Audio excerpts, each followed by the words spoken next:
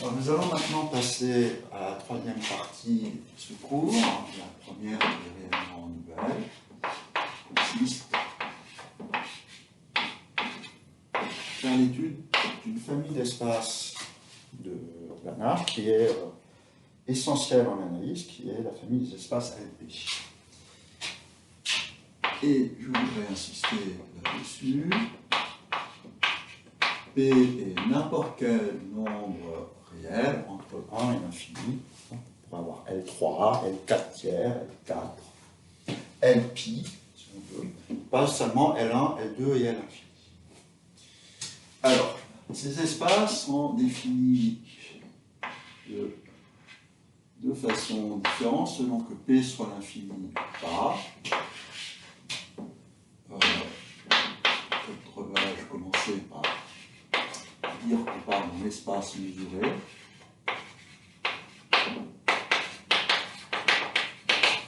Infini, et que les LP qu'on considère sont des LP de cet espace mesuré. Alors, il y a une différence légère entre P égale l'infini et P fini. Alors, je vais commencer par vous définir l'espace L infini.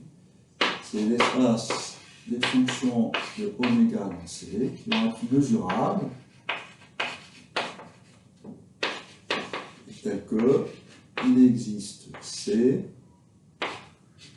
positif, d'ailleurs, tel que pour nu x,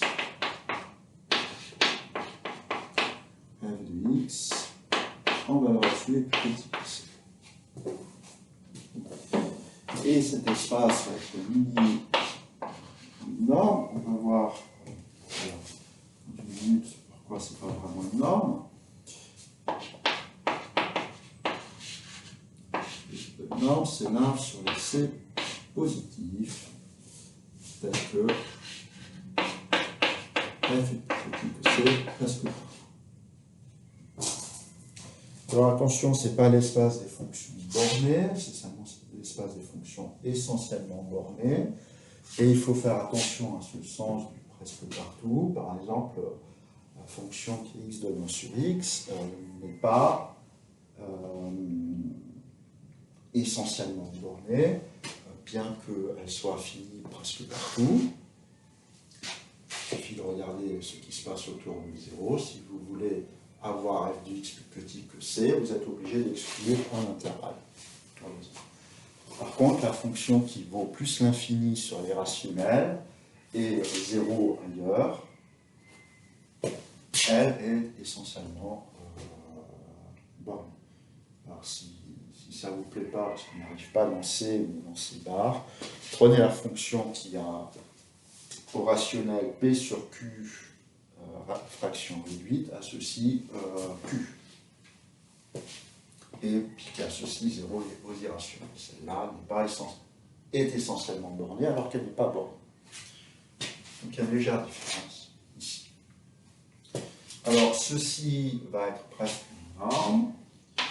Et on va distinguer le cas 1, P compris entre 1 et l'infini. Et là, vous allez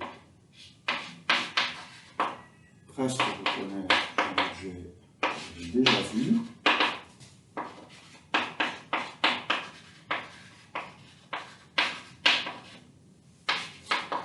Donc, c'est toujours des fonctions mesurables. Et on suppose que ce qu'on a noté en norme de P, qui est l'intégrale sur oméga de f de x à la puissance p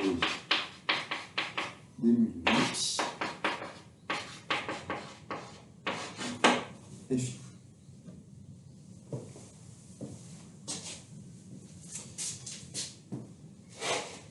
Alors, la première chose,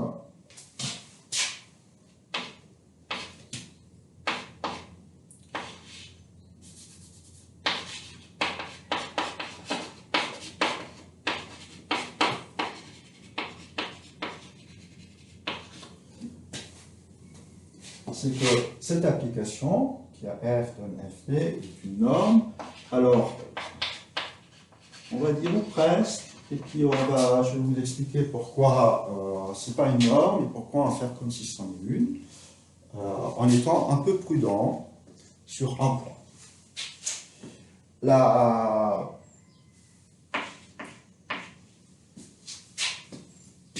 première chose, c'est que une norme, c'est positif. Et ça, c'est bien le cas.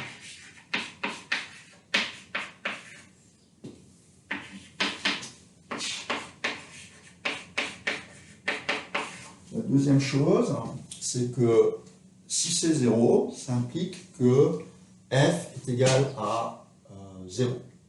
Or, ici, que va-t-il se passer? Pour la norme infinie, supposer que cet 1 soit positif, ça veut dire que pour presque toute f, c'est que dès que vous prenez c positif, pour presque tout x, f est plus petit que c. Donc prenons c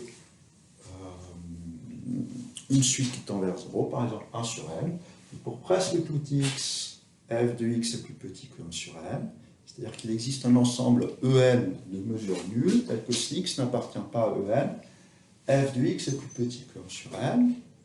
Et si vous prenez x qui n'est pas dans la réunion des 1 sur n, vous avez f de x est plus petit que 1 sur n pour tout n, et donc f de x égale 0. On est nul, donc f de x. D'accord? Donc, ça implique que f est égal à 0 en dehors de en, et en est une réunion dénombrable d'ensemble de mesures nulles, et donc la réunion des en est nulle, et de mesure nulle est négligeable. Donc ça dit que f est égal à 0 presque partout, et si p est fini, c'est encore plus facile, on utilise le fait que quand vous intégrez une fonction positive et que vous trouvez 0, c'est que vous êtes parti de 0, plus précisément de 0 presque partout.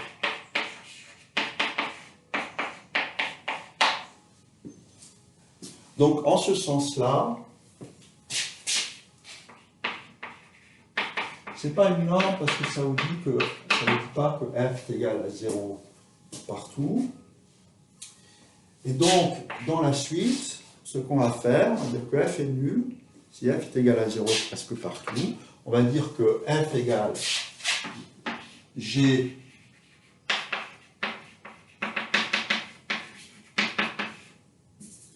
vous prenez fg dans LP, f égale g signifie f égale g presque partout. Et quel est le prix à payer? C'est que vous n'avez pas le droit d'évaluer une fonction d'un point, puisque vous ne pouvez modifier la valeur d'un point.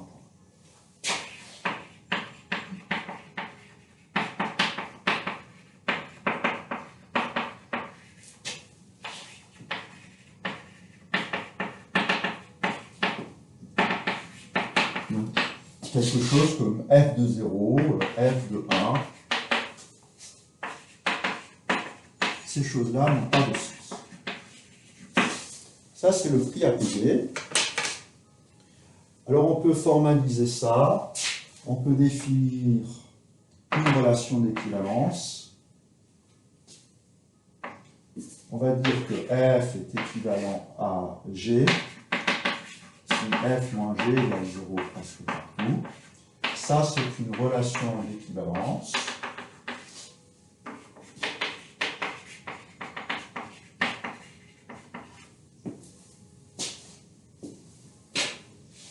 Vous pouvez remarquer que f équivalent à g implique que norme de f p est égale à la norme de gt, que ce soit fini ou infini. Et donc, ce qu'on peut faire, c'est qu'on peut définir un nouvel espace LP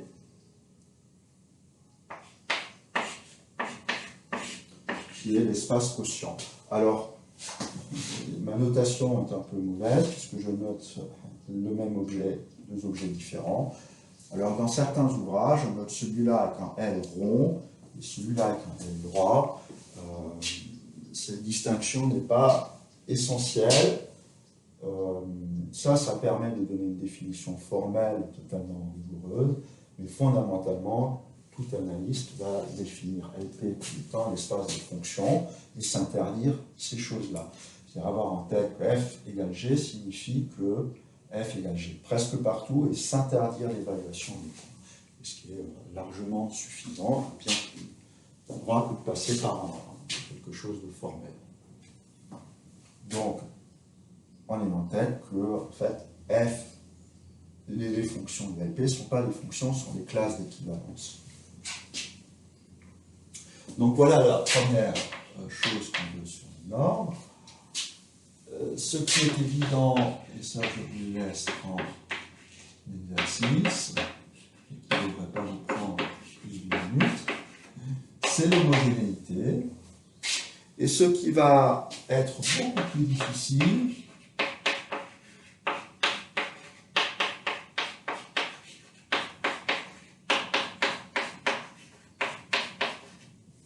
c'est l'inégalité triangulaire.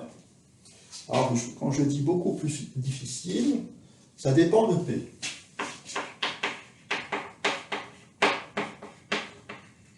C'est facile pour P égale plus l'infini. On va commencer par 1. C'est trivial pour P égale 1, parce que pour P égale 1, c'est simplement l'inégalité triangulaire appliquée à de la valeur absolue, module sur C, et la linéarité de l'intégrale, puisqu'il n'y a pas ces puissances-là. Pour P égale l'infini, c'est à peine plus difficile. Vous majorez, c'est à nouveau l'inégalité triangulaire. Vous majorez f plus g module par module de f plus module de g.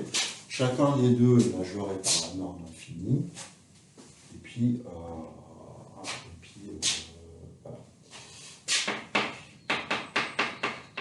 Norme infinie plus epsilon. Donc, vous avez deux cas faciles. P égale 2 est à peine plus difficile parce que ça, vous l'avez en général vu en L3. Dans ce cas-là, la norme, c'est L2, c'est le prototype d'espace de Lie.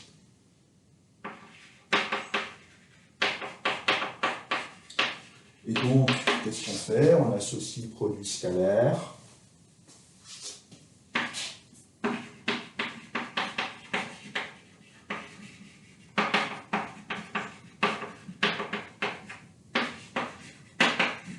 Et je vous rappelle que pour nous, le produit scalaire, on décide une fois pour toutes qu'il était antilinéaire dans la deuxième variable. Donc on associe le produit scalaire à la Cauchy-Schwarz, et à partir de Cauchy-Schwarz, on a une inégalité triangulaire.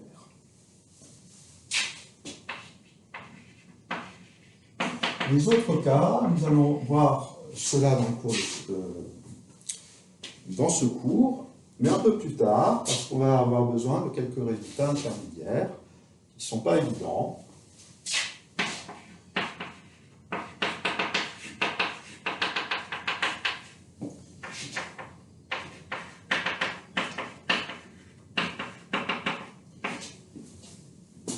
Proviennent essentiellement de la convexité des fonctions à puissance P. Vous voyez que vous n'avez rien de totalement trivial, parce que là, vous avez des puissances, imaginez, avec puissance 3, il est illusoire de se dire, même quand P est un entier, que vous pourrez arriver à quelque chose en le développant. Pourquoi? Parce qu'après, vous avez une puissance entière. Par contre, ce qui est facile,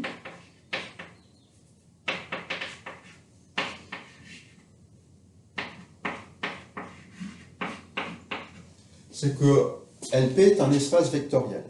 Et ça, c'est une simple astuce qui consiste à écrire f plus g à la puissance p est égal à 2 puissance p f plus g module à la puissance sur 2 à la puissance p, puis d'utiliser le fait que t donne t à la puissance p est convexe.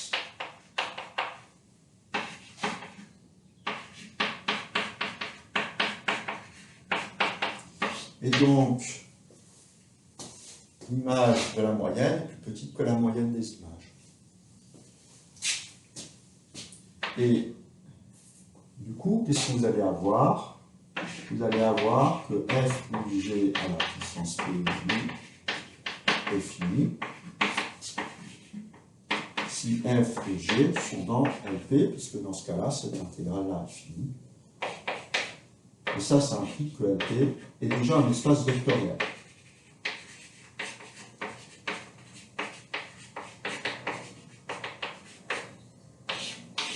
Ce n'est pas très difficile. Alors maintenant que l'espace LP est défini, il s'agit de comprendre ce qu'est cet espace.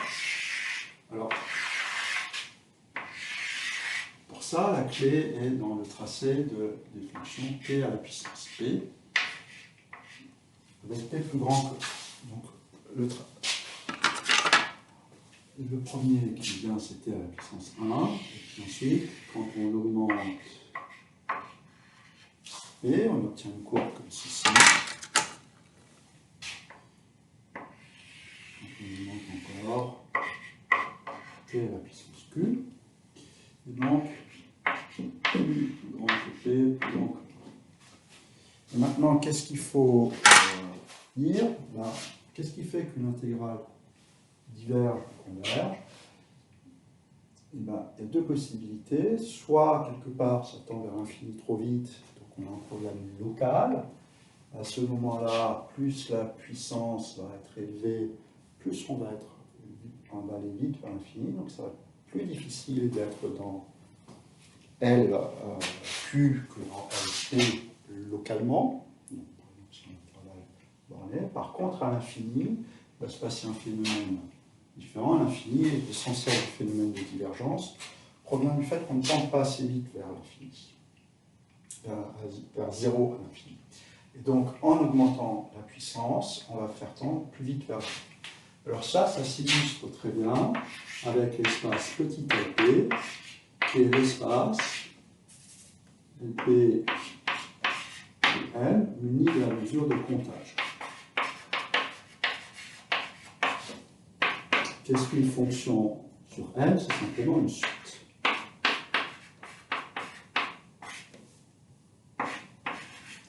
Donc, petit LP,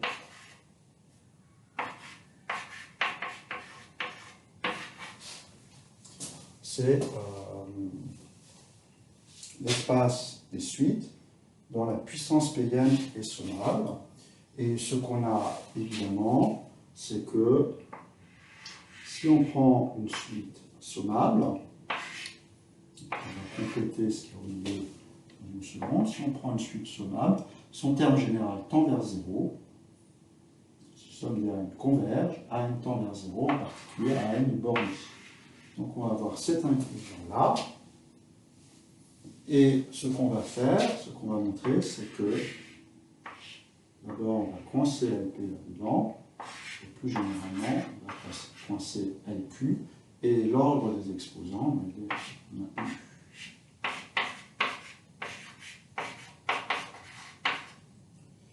Et ces inclusions-là sont des inclusions strictes.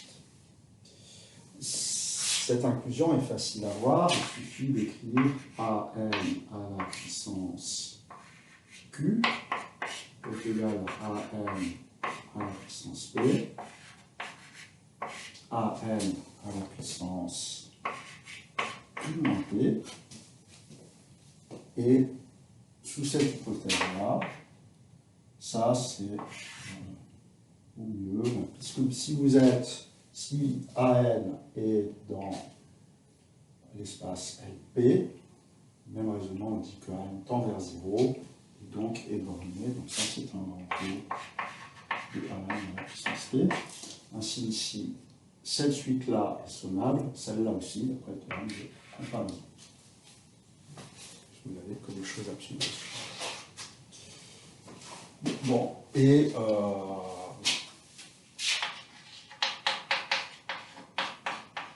si on se met par contre sur 0,1 et nu la mesure de l'y, les choses vont se passer différemment. Alors quand on prend une partie ouverte, un domaine de RD qu'on ne précise pas à la mesure, c'est qu'on prend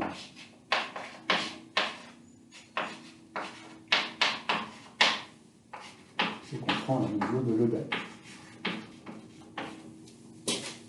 Donc ça, c'est l'ensemble des fonctions f tel que l'intégrale de 0 à 1 de f de t à la puissance de t converge. Et donc, qu'est-ce qu'on va avoir? Alors, on a très naturellement que si une fonction est bornée, son intégrale, n'importe quelle puissance Pn et ici, pour garder l'ordre, est bornée en particulier. Voilà. Donc L infini inclus dans ces espaces-là, ça c'est facile. Encore, on peut voir que c'est différent. Et c'est l'ordre qui est conservé.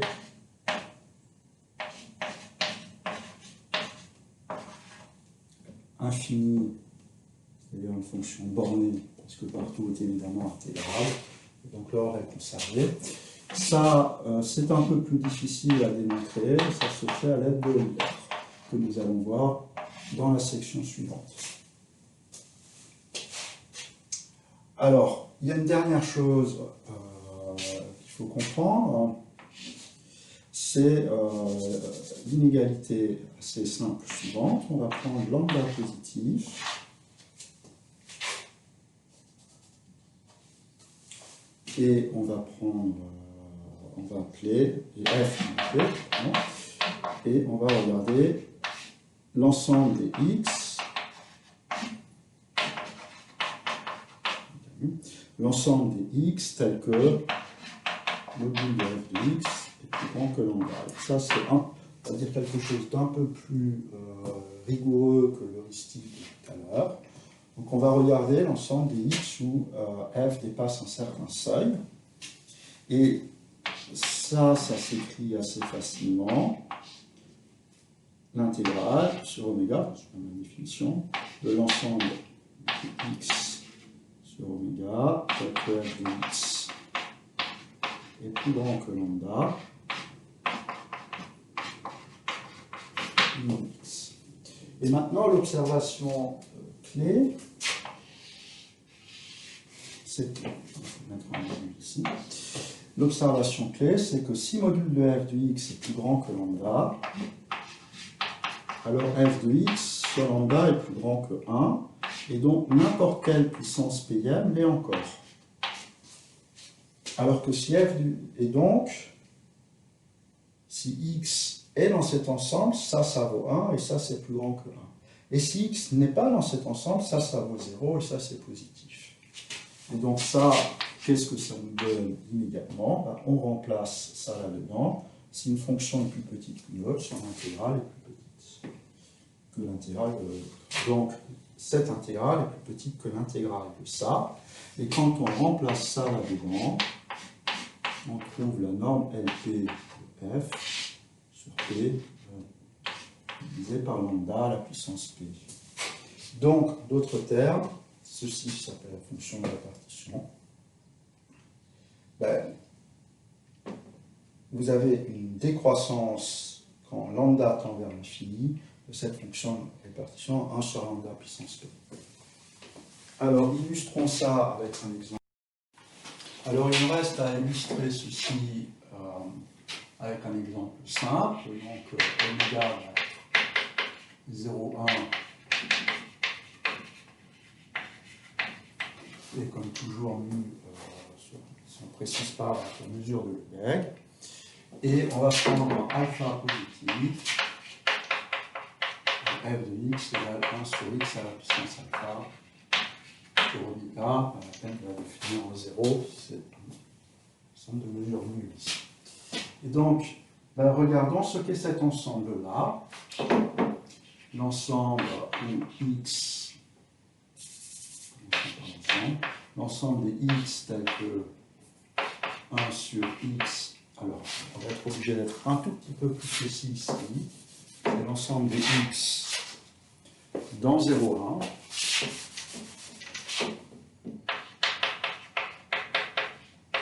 va tout de suite voir à quoi ça sert, tel que 1 sur x à la puissance alpha est plus grand que lambda. Ça, c'est la même chose que x plus petit que 1 sur lambda à la puissance 1 sur alpha. Et donc ceci, a priori c'est 0, 1 sur lambda à la puissance 1 sur alpha. Mais attention, c'est x dans 0, 1, donc c'est uniquement quand ceci est inclus dans 0, 1, c'est-à-dire si lambda est plus grand que 1, et 0, 1 si.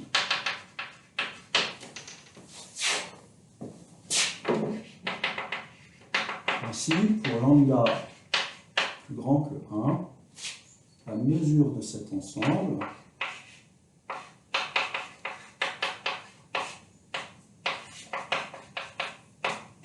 alors la valeur absolue c'est rien, c'est positif, et nous mettons là pour comparer, c'est 1 sur lambda à la puissance 1 sur alpha.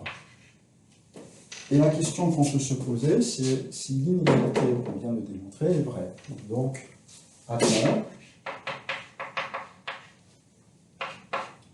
1 sur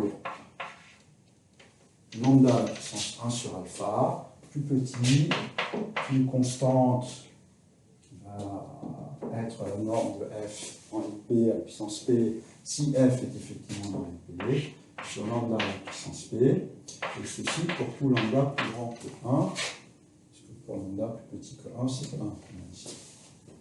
Bon, ça, ce n'est vrai qu'il n'y a qu'à mettre tout du même côté, p moins 1 sur alpha plus petit que c, et ça, en faisant lambda vers l'infini, on voit que ça implique que p moins 1 sur alpha est négatif. Donc, cette fonction-là,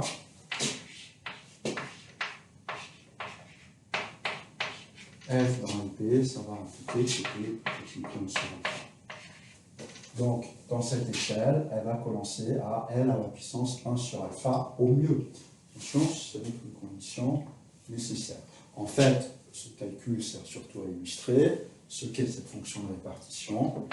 Vous avez une fonction comme ça, vous regardez lambda, c'est la taille de cet intervalle-là. Bon, il va de soi que, en fait, la norme de f dans IP à la puissance p, c'est l'intégrale de 0 à 1 de dx sur x à la puissance alpha p, et ça c'est fini.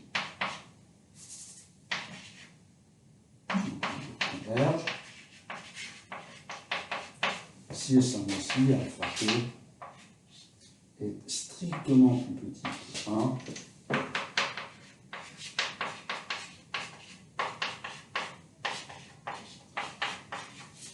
fait, c'est dans IP uniquement que jusqu'à 1 sur alpha. L'espace pour lequel on a cette égalité-là, en fait, on peut aussi en faire un espace de Banach. C'est un espace légèrement plus gros, donc on ne parlera pas dans ce cours.